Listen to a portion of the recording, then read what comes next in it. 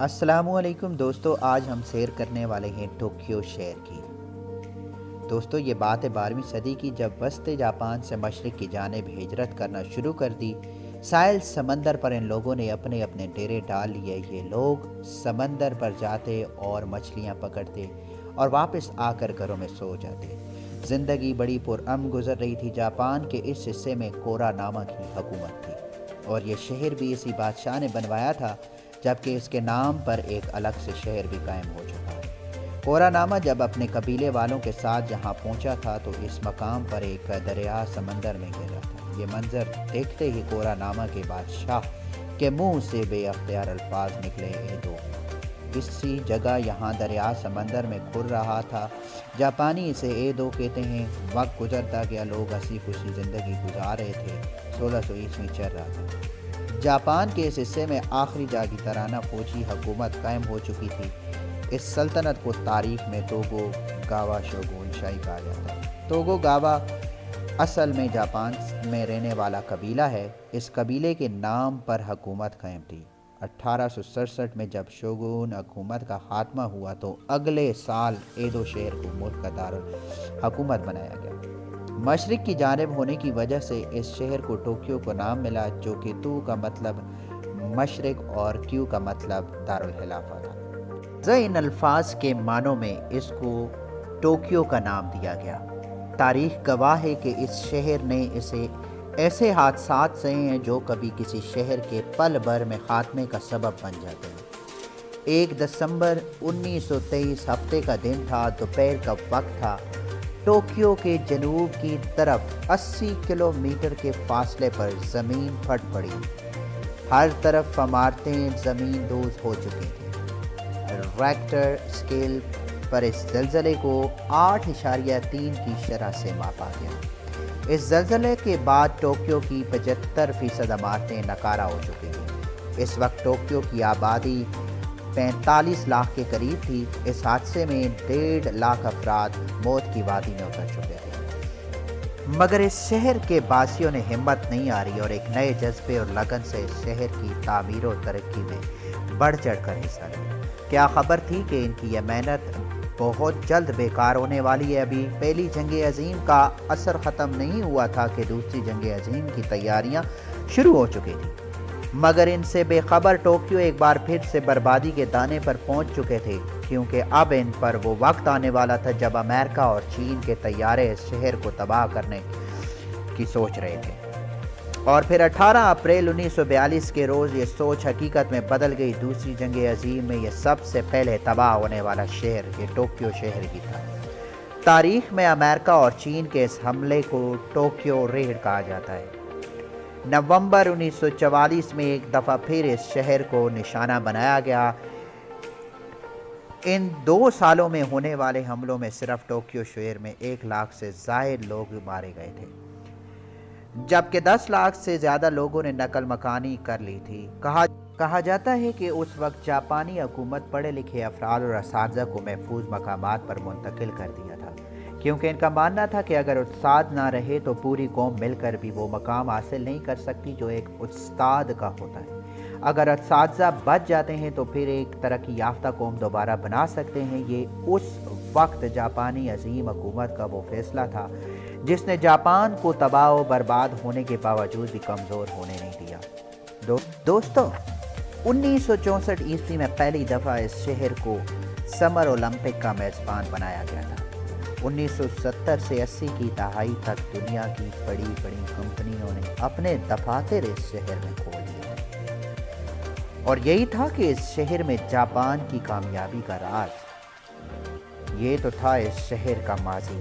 अगर हम इस शहर के मौजूदा दौर की बात करें दोस्तों, तो इस शहर को जापान का सबसे बड़ा शहर होने के साथ साथ दुनिया का सबसे ज़्यादा आबादी होने वाला शहर का भी एजाज़ हासिल है। टोक्यो शहर इस वक्त जापान का दारुल हुकूमत है।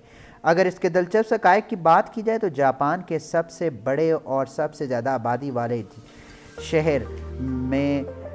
शहर में हर साल एक नाकी ज़ोमो क्राइम फेस्टिवल बच्चों को रुलाने वाला एक मुकाबला मुनक़िद किया जाता है, जिसमें वालिदैन अपने बच्चों के हमरा مقابلوں میں حصہ لیتے ہیں اور اپنے بچوں کو ہر ممکن طریقے سے رلانے کی کوشش کرتے ہیں۔ سب سے زیادہ رونے والے بچے کو 15,000 جاپانی ین اور بے شمار تحائف دیے جاتے ہیں۔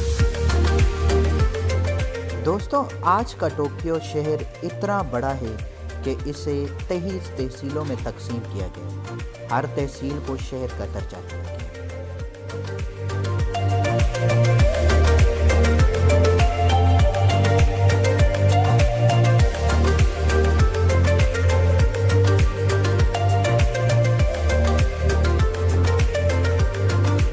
شاید آپ کو اس بات کا علم نہ ہو کہ جاپان کی 3 بڑی یونیورسٹیوں میں اردو کی تعلیم و تدریس کے شعبے بھی قائم ہیں۔ ان 3 بڑی یونیورسٹیوں میں 2 بڑی یونیورسٹیاں ٹوکیو شہر میں شامل ہیں۔ جاپان میں تقریباً 10,000 پاکستانی مقیم ہیں، مگر شاید آپ کو اس بات کا علم نہ ہو کہ 70 پاکستانیوں نے جاپانیوں سے شادی بھی کر رکھی ہے۔ یہ پاکستانیوں کی وہ تعداد ہے جو قانونی طور پر جاپان میں رہ رہے ہیں۔ 20% پاکستانی لوگ اس شہر ٹوکیو میں ہی رہتے ہیں۔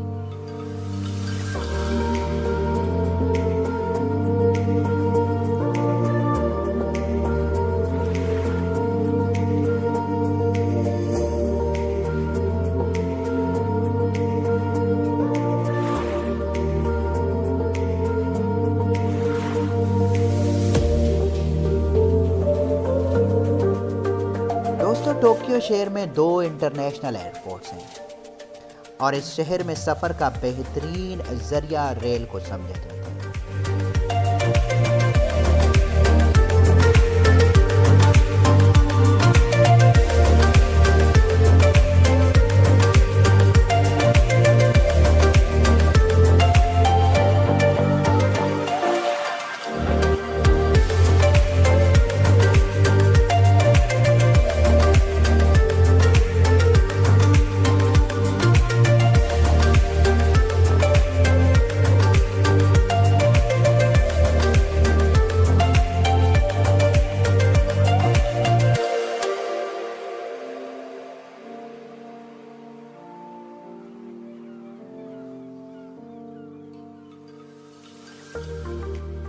اور دنیا کی سب سے مشہور کمپنیاں اسی شہر میں قائم ہیں، جو آج دنیا کے کونے کونے میں ان کا نام بن چکا ہے۔ ٹوکیو میں غیر ملکی افراد پر شاپنگ کا ٹیکس عائد نہیں کیا جاتا، مگر شرط یہ ہے کہ وہ دن میں کم سے کم 5,000 جاپانی ین خرچ کریں۔ اس کے بعد کسی بھی قسم کا ٹیکس وصول نہیں کیا جاتا۔ ٹوکیو نے 1940 میں یعنی پہلے جنگ عظیم کے آغاز کے دنوں میں پہلی بار اولمپک کھیلوں کی میزبانی کی تھی۔ کچھ ہی سالوں میں اس شہر کو تباہ کر دیا گیا، مگر اس شہر کے کئی بار دنیا کے عالمی مقابلوں میں میزبانی بھی کی ہے۔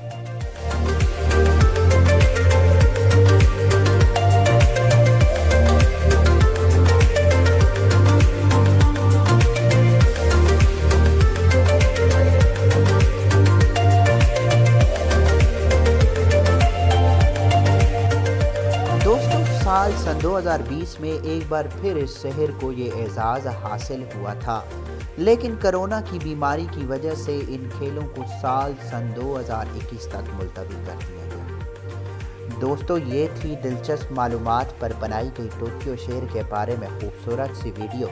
یہ ویڈیو اگر آپ دوستوں کو پسند آئے تو اس ویڈیو کو واٹس ایپ اور فیس بک پر اپنے دوستوں کے ساتھ ضرور شیئر کریں۔ آپ دوستوں کے ساتھ ملاقات بہت جلد ہی ہوگی اسی طرح ایک خوبصورت سی ویڈیو کے ساتھ۔ تب تک مجھے اجازت دیجیے۔ اللہ حافظ۔